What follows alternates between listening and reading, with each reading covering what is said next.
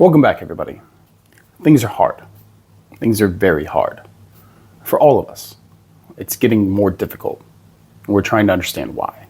I don't like to talk about what I do for a living, to say that I work in finance, and I think that that's enough for the most part. I deal with clients all the time, from all walks of life. And each day I get to hear about their story and the circumstances that they find themselves in this economy. And as the economy continues to get worse, the tales of hardship become more common and more devastating. And the fact is, the economy truly is collapsing. It's crashing. The normal people's economy is collapsing. The working class person's economy has crashed. And people are just trying to hold on at this point. Man, this shit so bad, bro. This shit so bad. The economy so fucking bad, bro. DoorDash only giving a nigga $3 orders and shit. Yeah, we about to, economy got so bad, bro. We about to sell the house, bro. I don't know. We talked about it last night, but we thinking about selling the house, bro.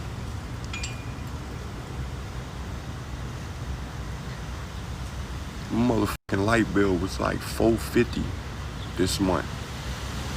$450 fucking dollars, bro. Light bill. What the fuck? Back in 2008, I used to pay that shit for a 1-bedroom apartment. Yeah, the house is paid for, but there's still bills, there's still taxes, there's still maintenance on the motherfucking house. Yeah, this shit finna go up for sale.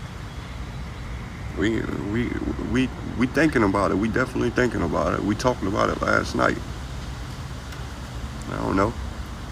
Get a trailer, man. Go buy a little small land in Tennessee somewhere, man. You can't do this city shit no more, man. My light bill was $450. The water bill this month was $250.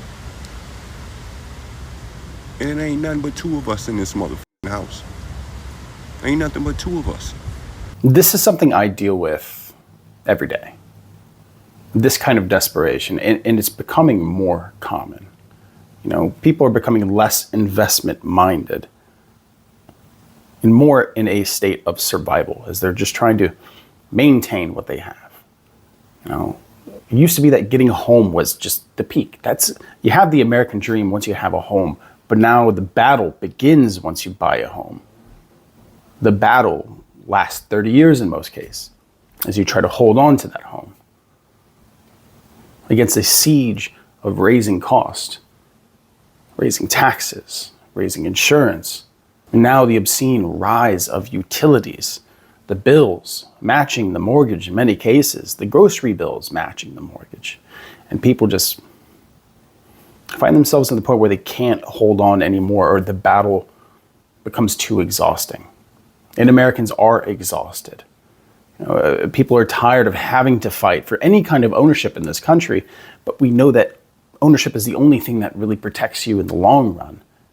But the idea now is it actually worth it? Is it better to just get an RV, get a van, and just buy a plot in the middle of nowhere and just try to survive? Because for most people, trying to survive in the wilderness is the same as trying to survive in society. It's getting that way for many people. And you may watch this and be like, oh, he's being hyperbolic. When I say that, I don't think you actually recognize the amount of stress, strain, and brokenness that's really in the American people and people all over the world right now as things get more and more expensive. As gold hits $4,000 an ounce. I remember when it was a couple $100.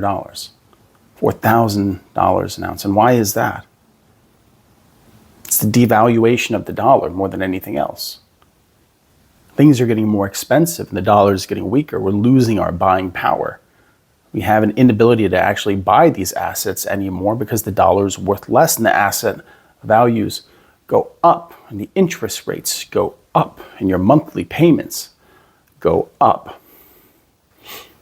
But at the same time, the real value of your wage goes down. This is probably one of the worst times for stagflation to actually take effect in the American economy, when people are already priced out. And it's a joke and it's a spit in the face, while at the same time that all this is happening, all these struggles, all this hardship, for a proclamation of a golden era to be made. Announcement almost every day that the stock market's at an all-time high. So the resounding sentiment that many Americans share right now is one of rejection and isolation, one of failure. But is it their failure?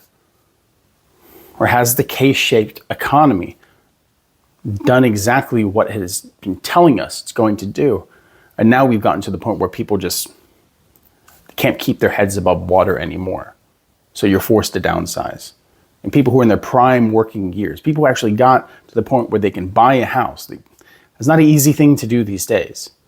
But where's the choice? And most people are working 50, 60 hours a week. What more can you do? Work 80 hours and never actually be able to enjoy the home that you have?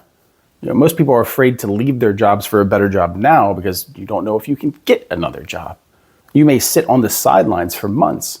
Like one of my viewers here said that he lost his job and had to live off credit cards for months and months and months until he finally got a job, and now he's working to pay off the interest, working to pay off that debt, but that debt is not meant to be paid off. The credit card system that we have in America, there's no limit, there's no cap on the interest rates, and these things are subject to change. And the more desperate you are, it always seems the higher those interest rates are going to be, because the goal is to steal your freedom from you. In this capitalistic society that we're in, that is the goal. That is how they win the battle.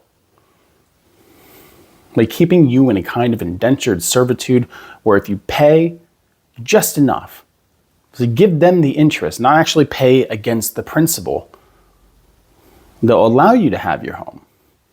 They'll allow you to have your car. They'll allow you to have your groceries. In this great debt country, we don't own our lives. Even our experiences are put on credit cards, so we don't actually own those. What happened to the times where we can have things that were just for us without having to be on an eternal subscription that was given to us by the God algorithm that said that this is what you need in your life? You want any kind of service and you have to pay a year subscription. And it's going to renew every year, and you're going to forget that you used it because you just wanted to edit a photo one time, but now it's $29.99 a month, but you forget about it because the first 2 months are free. This thing is designed to capture your wealth. The entire economy, the entire corporate structure, the entire capitalistic materialist system that we have is meant to destroy you and to keep you from living your life, to keep you actually from owning your life and owning yourself. We are slaves.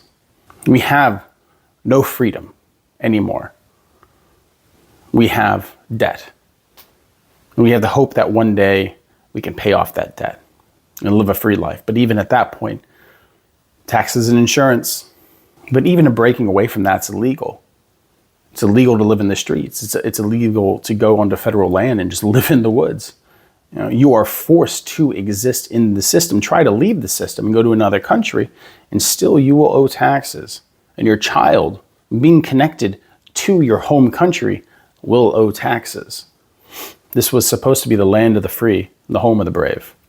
And you have to be brave to try to escape a land where freedom has always been an illusion. It's always been a carrot on the end of a stick. And that stick is being held by wealthy corporations, CEOs, major shareholders, and politicians who will harvest every minute of your labor and give you a pittance of any reward that they reap from it. Because that's the system that we're in now.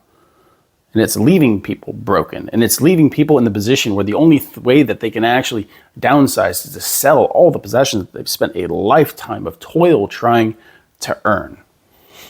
And even something as simple as the shelter that you thought was yours, you have to give up. And the kind of defeat that comes from that, you can see in that man's face.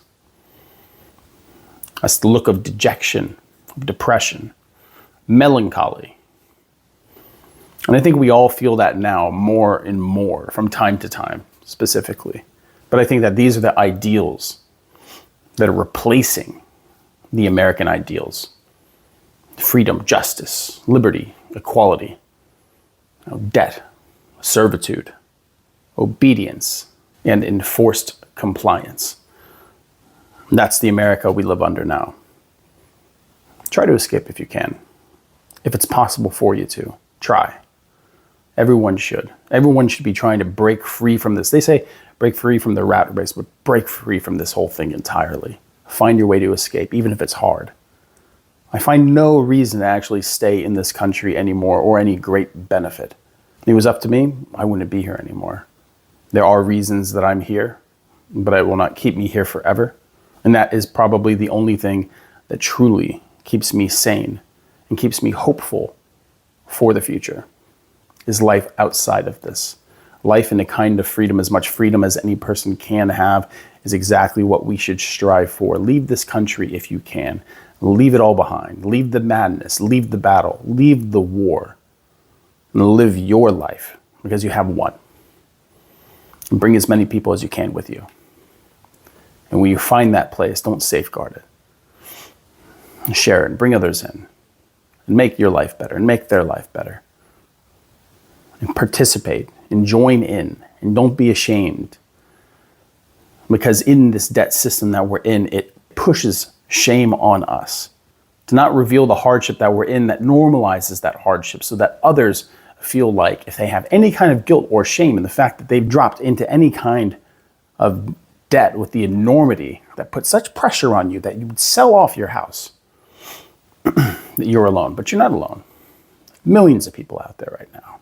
Millions. And no one's alone.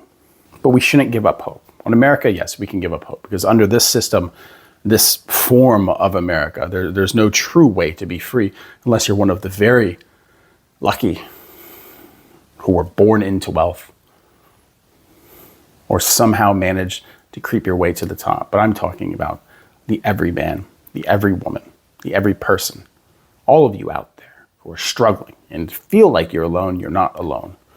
We're in this struggle together, and through that struggle, we are trauma bonded, and we have each other's backs, and I have your back, and I'm glad that some of you have my back.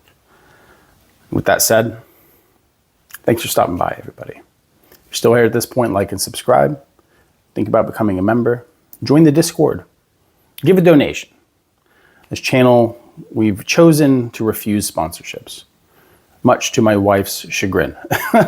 But I feel like the morality behind the message necessitates some kind of sacrifice.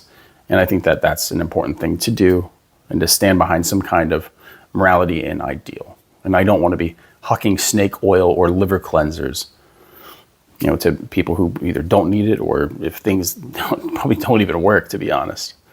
But as always, appreciate the support, everyone. Thanks for stopping by.